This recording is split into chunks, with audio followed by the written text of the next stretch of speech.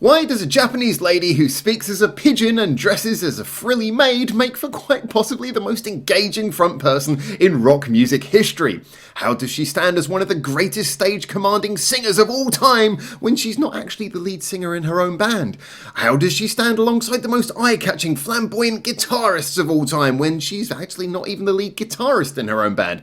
Is it possible that she could just be something a little bit more altogether? Well, today it's Miku's day, and we're gonna find out why on earth Miku from Band Maid is such an incredibly unique treasure.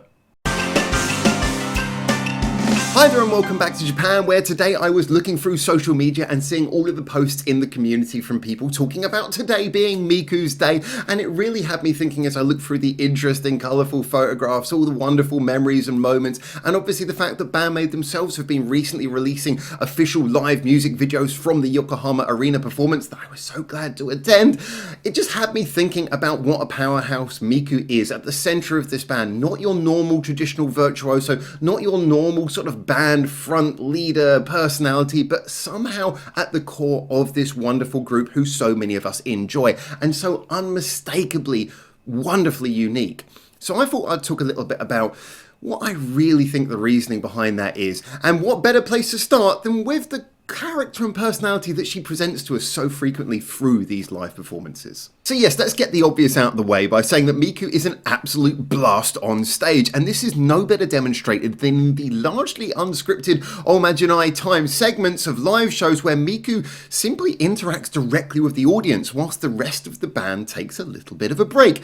Not that the other members won't occasionally try to distract her during these segments, and that can lead to some of the funniest moments, I must admit, but from call and answer games to joking and riffing with the people in the audience, these segments aren't those usual gig pauses we see with many other bands where a bit of small talk awkwardly happens between the various members.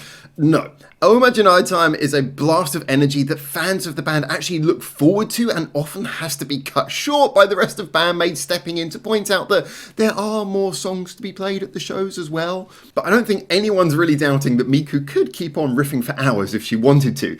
So anyway, no doubt Miku has a ton of natural character, and I couldn't continue without also mentioning that this comes through in her never broken persona of claiming to actually be a pigeon. I say claiming, anyway, something which has charmed fans for years. Although there aren't really many visual clues of her apparent avian lineage, it's woven into many inside jokes, such as every sentence ending with the syllable po, as this is the sound that pigeons supposedly make in Japanese onomatopoeia.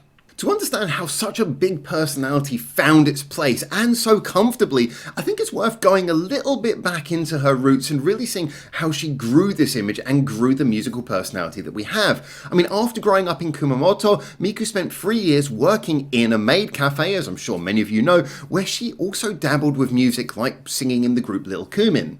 It's worth pointing out that most maid cafes have stages inside the premises where the maids entertain, sing, dance, and basically put on shows for the guest. And therefore many maids are actually doing this profession, well, partly because they enjoy performing, but also because they're looking to use this as a step onto maybe a career in entertainment. I mean, the whole thing that they're doing whilst they're working there, as well as serving food, is having an act, having a persona, and knowing how to make people, well, happy.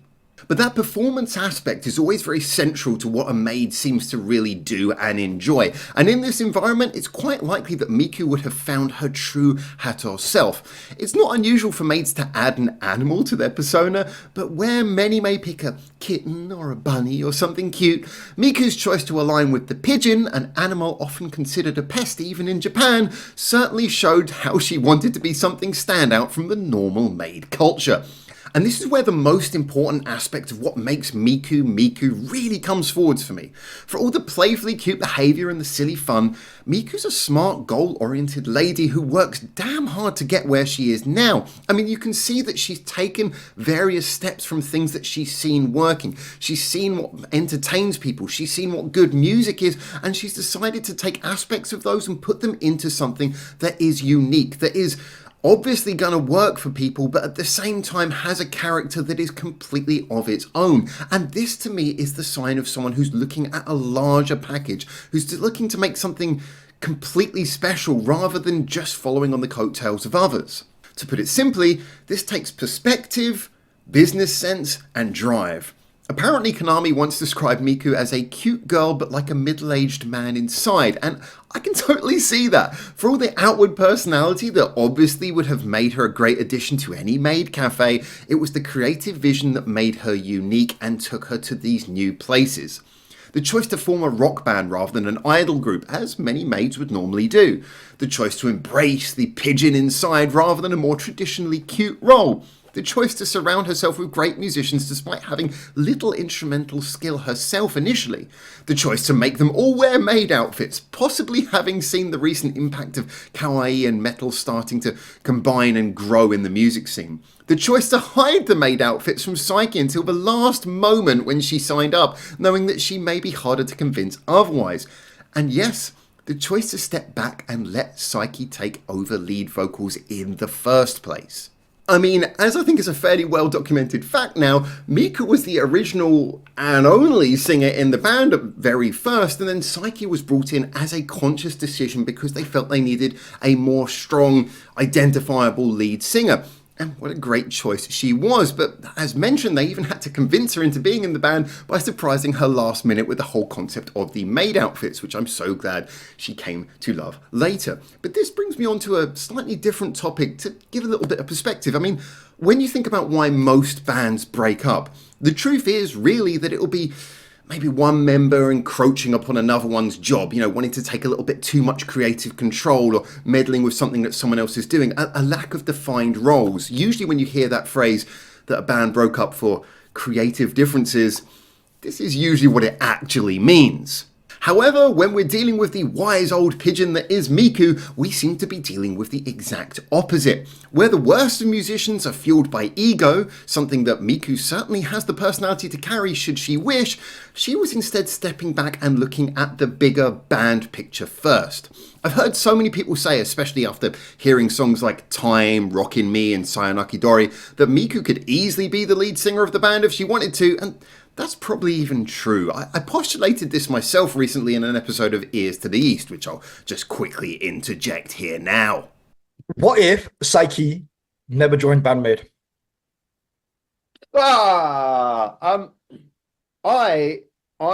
personally, I would still really like them. I mean, look, do you know what the best thing is? If Psyche had never joined Band MAID, we wouldn't know what we were missing, would we? So we'd be good. We'd be like, it's a really cool band, really interesting band with a really good lead singer. Oh, she keeps on getting better so quickly. I don't think you know what? I don't think we would mind, but we would also not mind because we wouldn't know what we had lost. Are you satisfied with my answer? Yeah, that was good. Well played. But the truth is, if we had that band wouldn't have been Band MAID. Not only would you lose the incredibly and often underratedly fantastic singing skills of Psyche, but Miku would lose a lot of the freedom she has right now. It needs to be perhaps remembered what a brave choice it must have been for Miku to first of all create a band, insist on maid outfits, and then also give over her one proven talent as a singer to find someone better to take that spot, all whilst asking guitarist Konami to help teach her and train her so that she could become a supporting guitarist in her own band.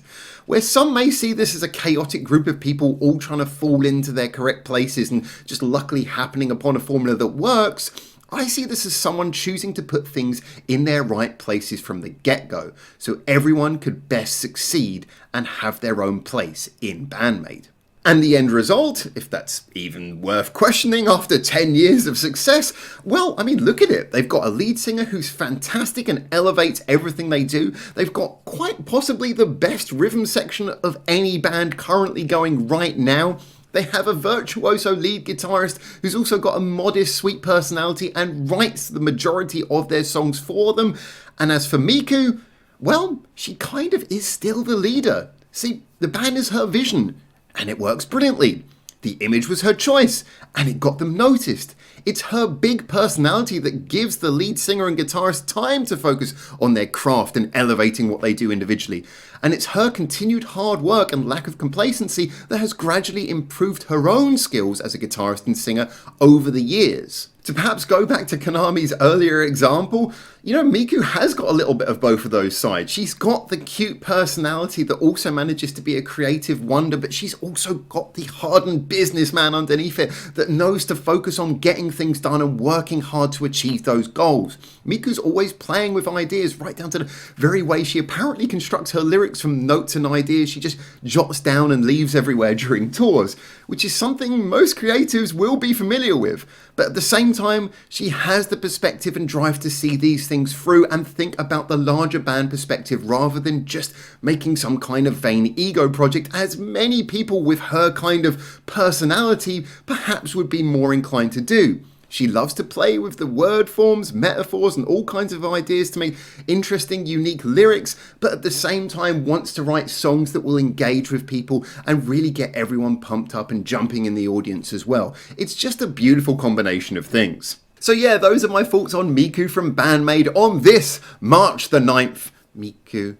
But still, do you know what? I think that it really boils down to that core thing that she combines so many wonderful aspects of what it means to be a successful musician so well together. She has the personality that makes her fun and likable, but doesn't fall into the trap of being egotistical and making it all about her. She knows how to be creative with music and songs and lyrics and getting the right people who know how to make the right sound, but at the same time she knows how to treat it like a business, move forwards with ideas that are genuinely going to work. I just hiccuped in my mouth. That hiccup out of pure respect. I couldn't breathe. I was so full of emotion. Look, truth is, Miku is wonderful, and I think sometimes that can be lost. I think sometimes the only time we talk about her is just in that sort of excitable, hey, isn't she so funny and so fun? And then most of the time when we're talking about musicianship, obviously we're looking at the more seasoned sides of the bands, you know, things like Misa and Akane and Konami. But the truth is that I think there is a lot to be respected about the whole package and how a band like this, as I've said so many times before, with so many great individual members, needs something to hold it together. And that's what Miku has been. That's also why I think Miku was so wise to have Psyche come on board and take a more central role, to be a rhythm guitarist rather than a lead guitarist, to be a backing singer rather than a lead singer. For me, this all demonstrates someone who crafted the great band we like. It didn't just fall together by mistake. It was created, and it was created by Miku. So yeah, she's a fantastic leader. A little bit of a celebration of our love of Miku today. And let's get on to enjoying a little bit more Band Maid. So great to see they got more music coming. Hope you guys are enjoying it. Get in the comments as well. I know we could talk about Miku and any of the members a million times more than I have right here. So feel free to share your thoughts as well. And until I hopefully see you in Japan very soon for the next one of these. For now, ciao ciao. I don't know why, but when you have no hair, the hat seems to slide up on your head and you end up looking like a Smurf. Band Maid.